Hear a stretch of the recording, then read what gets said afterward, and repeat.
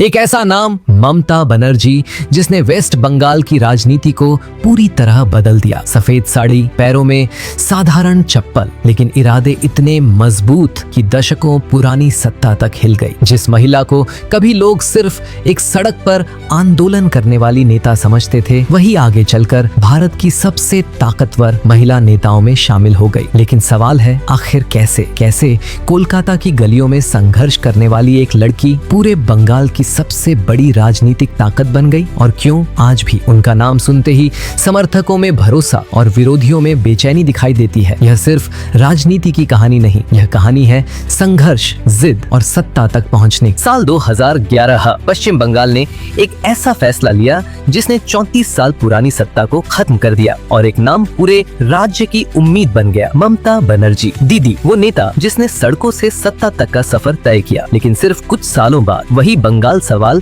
पूछने लगा, आखिर ऐसा क्या हुआ कि बदलाव का वादा करने वाली नेता पर ही बदलाव की मांग उठने लगी? क्या ये सिर्फ राजनीति है या बंगाल के अंदर सच में कुछ बदल रहा है? आज की इस डॉक्यूमेंट्री में हम जानेंगे सन 2011 पश्चिम बंगाल की राजनीति में एक ऐतिहासिक मोड़ आया। लगभग 34 साल तक सत्ता में रहने वाले लेफ्ट फ्रंट को पहली बार इतनी बड़ी चुनौती मिली और इस चुनौती का चेहरा थी ममता बनर्जी। साधारण जीवन, तेज भाषण, सड़क पर संघर्ष और जनता से सीधा जुड़ाव, इन सब ने उन्हें दीदी बना दिया। बंगाल की जनता बदलाव चाहती थी और उस बदलाव का चेहरा अब साफ था। चुनाव नतीजे आए और इतिहास बदल गया। नई सरकार बनने के बाद उम्मीदें बहुत बड़ी थी। महिलाओं के लिए योजनाएं, छात्रों के लिए स्कॉलरशिप्स, गांवों के लिए वेलफेयर स्कीम्स और गरीब परिवारों के लिए नई घोषणाएं, इन सब ने सरकार की पकड़ को मजबूत किया। ऑल इंडिया तृणमूल कांग्रेस सिर्फ एक पार्टी नहीं रही, बल्कि बंगाल की सबसे बड़ी राजनीतिक ताकत बन गई। हर तरफ दीदी मॉडल की चर्चा होने लगी। लेकिन राजनीति में सबसे मुश्किल काम सत्ता हासिल करना नहीं, बल्कि उसे लंबे समय तक संभालना होता है। जैसे जैसे साल बीतते गए, वैसे वैसे जनता की उम्मीदें भी बढ़ती गईं और यहीं से शुरू हुआ असली दबाव। रोजगार, उद्योग और इन्वेस्टमेंट जैसे मुद्दे धीरे धीरे बहस का हिस्सा बनने लगे। कई युवा बेहतर अवसरों के लिए दूसरे राज्यों की तरफ जाने लगे। सवाल उठने लगे, क्या वेलफेयर काफी है या बंगाल को इकोनॉमिक ट्रांसफॉर्मेशन की जरूरत है? इसी बीच राज्य में राजनीतिक टकराव की खबरें लगातार सामने आने लगी। चुनावी हिंसा, स्थानीय संघर्ष और प्रशासनिक फैसलों पर बहस ने बंगाल की इमेज को राष्ट्रीय बहस का हिस्सा बना दिया। विपक्ष ने लॉ एंड ऑर्डर को बड़ा मुद्दा बनाया, जबकि सरकार ने आरोपों को राजनीतिक एजेंडा बताया। लेकिन जनता के बीच सवाल बढ़ते गए। फिर आए वो विवाद जिन्होंने राजनीति को और गर्म कर दिया। भर्ती प्रक्रियाओं, प्रशासनिक ट्रांसपेरेंसी और गवर्नेंस से जुड़े मामलों ने हेडलाइंस बनानी शुरू कर दी। अदालतों में सुनवाई हुई, मीडिया में बहस हुई और विपक्ष को सरकार को घेरने का नया मौका मिला। हर नया विवाद एक नए सवाल को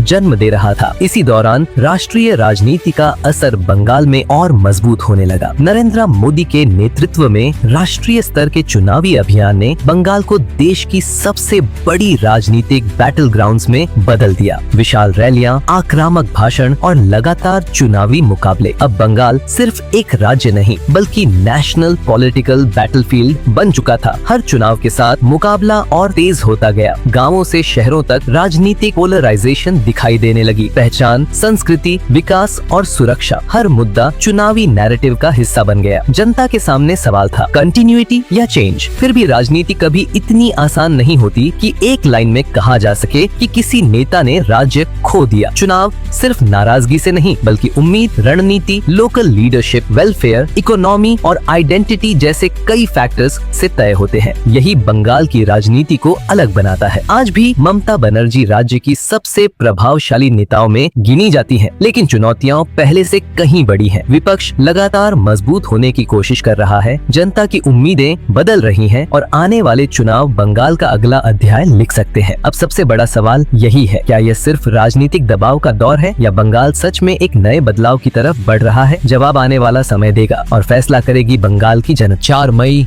2026 पूरे भारत की नजरें सिर्फ एक राज्य पर टिकी थीं, वेस्ट बंगाल। काउंटिंग शुरू हुई, शुरुआती ट्रेंड्स आए और फिर जो नंबर्स सामने आए उन्होंने पूरे देश की राजनीति को हिला दिया।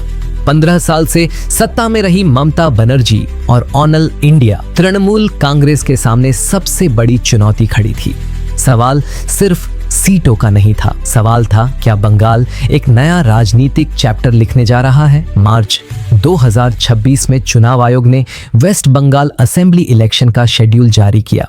कुल 294 सीटों पर 2 फेज में वोटिंग कराई गई, 23 और 29 अप्रैल को, और काउंटिंग 4 मई को हुई। इस बार टर्नआउट बेहद ऊंचा रहा, जो बताता है कि जनता इस चुनाव को कितनी गंभीरता से देख रही थी। इस चुनाव में मुकाबला मुख्य रूप से ऑल इंडिया तृणमूल कांग्रेस और भारतीय जनता पार्टी के बीच माना जा रहा था। एक तरफ थी ममता बनर्जी, जिन्होंने 2011 से बंगाल की राजनीति को शेप किया, और दूसरी तरफ थे सुवेंदु अधिकारी, जो कभी टीएमसी के अंदरूनी चेहरा माने जाते थे, लेकिन अब सबसे बड़े चैलेंजर बन चुके थे। आज का मुकाबला सिर्फ पार्टीज का नहीं, पुराने सहयोगियों की सीधी टक्कर बन चुका था। कैंपेन शुरू होते ही बंगाल फिर नेशनल पॉलिटिकल बैटल ग्राउंड बन गया। बड़े road shows, massive rallies, local cadre politics, minority vote consolidation, women welfare schemes, youth employment, हर मुद्दा कैंपेन का हिस्सा बना। गांवों से लेकर कोलकाता तक हर कॉन्स्टिट्यूएंसी में एक अलग नैरेटिव चल रहा था। 23 अप्रैल को पहला फेज हुआ। सिक्योरिटी अनप्रेसिडेंटेड थी, पोलिंग बूथ्स के बाहर लंबी लाइंस थी। फिर 29 अप्रैल को दूसरा फेज खत्म हुआ और पूरा बंगाल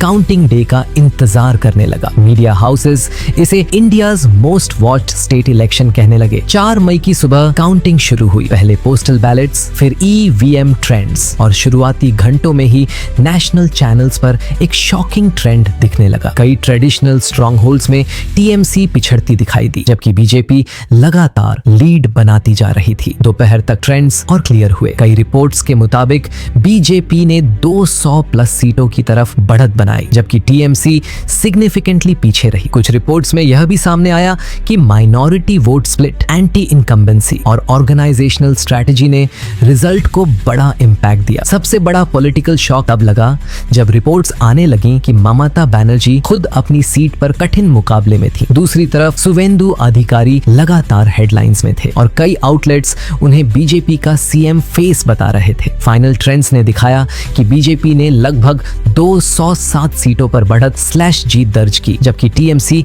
करीब 80 सीटों तक सीमित रही। यह बंगाल की राजनीति में एक हिस्टोरिक शिफ्ट माना जा रहा है। लेकिन इलेक्शन रिजल्ट्स के बाद कंट्रोवर्सी भी शुरू हुई। कुछ पब्लिक स्टेटमेंट्स में इलेक्टोरल प्रोसेस पर सवाल उठे, इरेगुलरिटीज के आरोप लगे और पॉलिटिकल टेम्परेचर और बढ़ गया। नेशनल मीडिया ने इसे सिर्फ इलेक्शन रिजल्ट नहीं बल्कि बंगाल पॉलिटिकल रीसेट कहा। आज सबसे बड़ा सवाल यही है, क्या यह सिर्फ एंटी इनकम्बेंसी थी या बंगाल की जनता सच में एक नए पॉलिटिकल एरा की शुरुआत कर चुकी है? जवाब इतिहास लिख रहा है और बंगाल फिर पूरे भारत की राजनीति का सेंटर बन चुका। लेकिन धीरे धीरे एक दूसरी बहस भी आकार लेने लगी। बंगाल के शहरों, खास तौर पर कोलकाता, सिलीगुड़ी, दुर्गापुर, आसनसोल में युवा वर्ग के बीच एक अलग तरह की बेचैनी दिखाई देने लगी। सवाल वेलफेयर का नहीं था, सवाल फ्यूचर का था। कितने नए उद्योग आए, कितनी प्राइवेट जॉब्स बनी, कितने स्किल्ड ग्रेजुएट्स को राज्य के अंदर अवसर मिले। इंजीनियरिंग, मैनेजमेंट और कॉम्पिटिटिव एग्जाम्स की तैयारी करने वाली एक पूरी जनरेशन के बीच यह भावना बढ़ने लगी कि अपॉर्चुनिटीज के लिए बंगाल से बाहर जाना पड़ता है। बेंगलुरु, हैदराबाद, पुणे, दिल्ली, गुड़गांव ये सिर्फ शहर नहीं रहे, ये बंगाल के युवाओं के लिए माइग्रेशन मैप बनते गए। और राजनीति में परसेप्शन कई बार रियलिटी जितना ही ताकतवर होता है। विपक्ष ने इसी परसेप्शन को अपना सबसे बड़ा नैरेटिव बना लिया। उनका कहना था बंगाल वेलफेयर दे रहा है लेकिन ग्रोथ नहीं। सत्ता पक्ष का जवाब था सोशल सिक्योरिटी भी डेवलपमेंट का ही हिस्सा है। यहीं से नैरेटिव की लड़ाई शुरू हुई। लेकिन सिर्फ इकोनॉमी ही मुद्दा नहीं था। इन 15 सालों में बंगाल लगातार नेशनल हेडलाइंस में भी बना रहा और हर बार वजह डेवलपमेंट नहीं थी। कई चुनावों के दौरान वायलेंस की खबरें आईं, लोकल क्लैशेस, बूथ के बाहर तनाव, राजनीतिक कार्यकर्ताओं के बीच टकराव। इन सब ने बंगाल की राजनीति की एक अलग तस्वीर बनाई। सत्ता पक्ष ने इसे एग्जाजरेटेड पॉलिटिकल नैरेटिव बताया, लेकिन ऑपोजिशन ने इसे लॉ एंड ऑर्डर का केंद्रीय मुद्दा बना दिया। धीरे धीरे यह सवाल सिर्फ विपक्ष का नहीं रहा, आम लोगों की बातचीत का हिस्सा बनने लगा। क्या बंगाल में राजनीतिक असहमति सुरक्षित है? क्या प्रशासन पूरी तरह न्यूट्रल है? क्या सत्ता और संगठन के बीच की दूरी कम होती जा रही है? फिर आए वे मामले जिन्होंने सरकार की क्रेडिबिलिटी पर सीधा असर डाला। भर्ती प्रक्रियाओं को लेकर उठे विवाद, एग्जामिनेशन और अपॉइंटमेंट से जुड़े आरोप, ट्रांसपेरेंसी पर सवाल, अदालतों की दखल, मीडिया ट्रायल्स, इन सब ने एक बहुत सेंसिटिव वर्ग को प्रभावित किया, स्टूडेंट्स और जॉब एस्पायरेंट्स। क्योंकि वेलफेयर का असर लाखों लोगों तक जाता है, लेकिन नौकरी का सवाल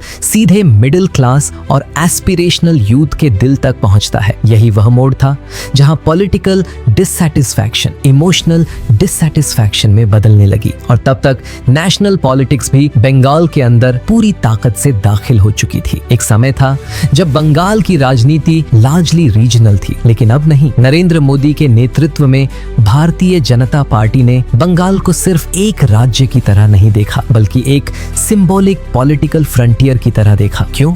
क्योंकि अगर बंगाल जैसा राज्य बदला जा सकता है तो नेशनल पॉलिटिक्स का मैसेज बहुत बड़ा हो सकता था। यही वजह थी कि 2019 के बाद बीजेपी ने बंगाल में अनप्रेसिडेंटेड पॉलिटिकल इन्वेस्टमेंट किया। ग्राउंड कैडर बिल्ड हुआ, बूथ कमेटीज बने, लोकल लीडरशिप उभरी, और सबसे महत्वपूर्ण, उन्होंने नैरेटिव को सिर्फ एंटी टीएमसी नहीं रखा, उन्होंने इसे आइडेंटिटी, नेशनलिज्म, गवर्नेंस और चेंज के ब्रॉडर फ्रेमवर्क में रखा। और इस स्ट्रैटेजी में एक नाम धीरे धीरे केंद्र में आता गया, शुवेंदु अधिकारी। एक ऐसा चेहरा जो कभी तृणमूल का हिस्सा था, एक ऐसा नेता जो बंगाल की ग्राउंड रूट्स पॉलिटिक्स को भीतर से जानता था, और एक ऐसा चैलेंजर जो सिर्फ बाहर से हमला नहीं कर रहा था, बल्कि अंदर की राजनीति की भाषा समझता था। यही चीज इस मुकाबले को और दिलचस्प बनाती है। बंगाल की जनता को वह बदलाव मिलेगा जिसकी तलाश उसने 2011 में भी की थी, और शायद 2026 में भी इतिहास का दिलचस्प सच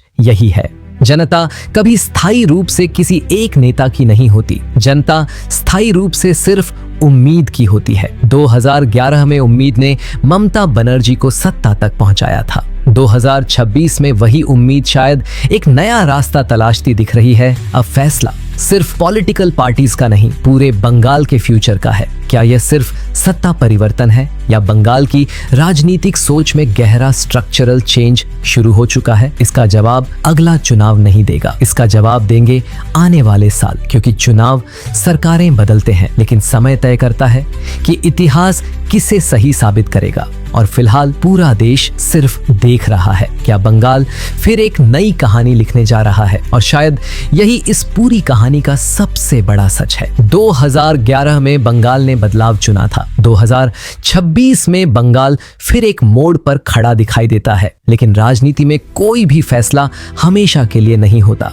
जनता कभी सिर्फ नाराजगी से वोट नहीं देती, जनता उम्मीद पर फैसला करती है। आज सवाल सिर्फ इतना नहीं है कि कौन जीता या कौन हारा, असल सवाल यह है कि क्या बंगाल को वो भविष्य मिलेगा जिसकी तलाश उसे इतने सालों से है? क्या रोजगार आएगा? क्या विकास जमीन पर दिखेगा? क्या राजनीतिक टकराव की जगह स्थिरता लेगी? इन सवालों के जवाब अभी बाकी हैं। इतिहास ने सिर्फ इतना दर्ज किया है, एक दौर खत्म होता दिख रहा है और शायद एक नया दौर शुरू होने की तैयारी में है। अब अगला अध्याय कौन लिखेगा? यह किसी नेता, किसी पार्टी या किसी टीवी डिबेट से तय नहीं होगा। फैसला वही करेगा जिसने 2011 में इतिहास बदला था और जो 2026 में फिर सबकी नजर का केंद्र है। तो अब आप लोगों को क्या लगता है कि अब क्या होगा बंगाल का?